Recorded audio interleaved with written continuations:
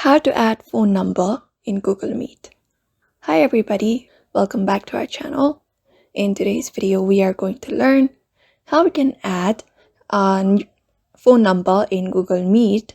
So let's just dive right into the video and find out how to do it. So if you want to add phone number in Google Meet, these are the methods you can follow up. For that, you can go ahead and open up the Google Meet application onto your device. Once it opens up, you should be finding this interface on your screen.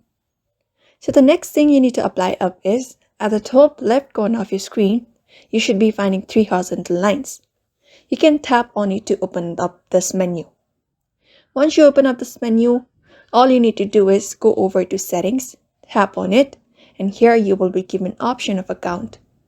So beside account, if you have added your email address, you should be finding an option that says add your phone number. Just go ahead and tap on it. And once you do that, it will lead you to the space. All you need to do is go ahead and enter up your phone number here with your country code. After that, continue with the process.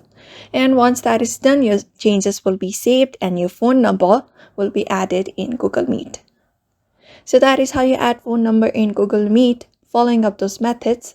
So I hope this video was helpful and thank you for watching this video.